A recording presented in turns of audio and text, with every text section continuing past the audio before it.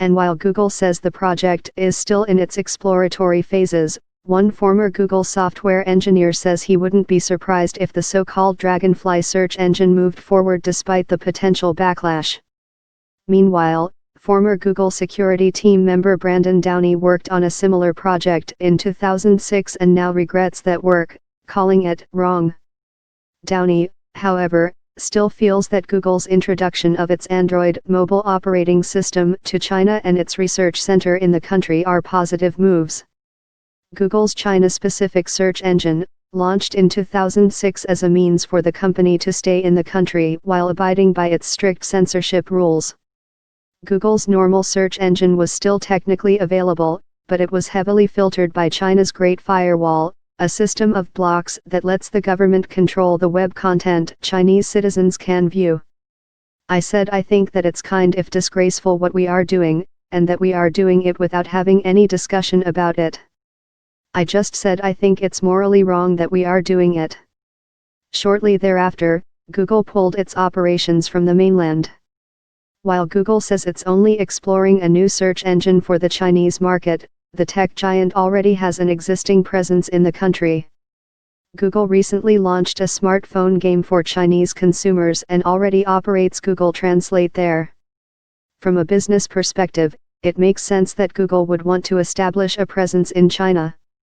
After all, it's the world's most populous country with a growing middle class, and it's becoming increasingly connected. To completely abandon China means ceding the country's market to homegrown competitors like Baidu, China's largest search engine.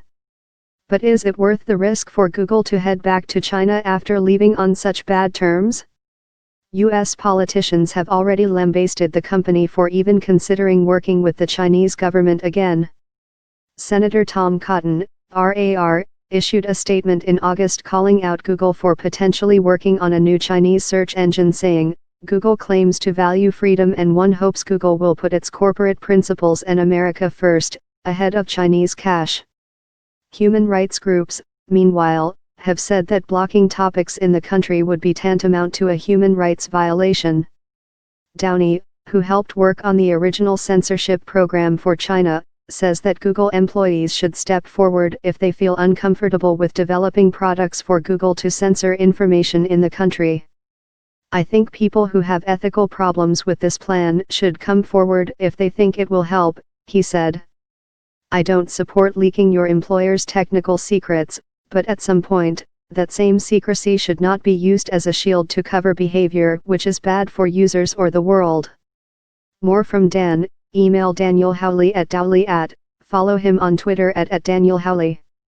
Follow News Pulse Finance on Facebook, Twitter, Instagram, and LinkedIn.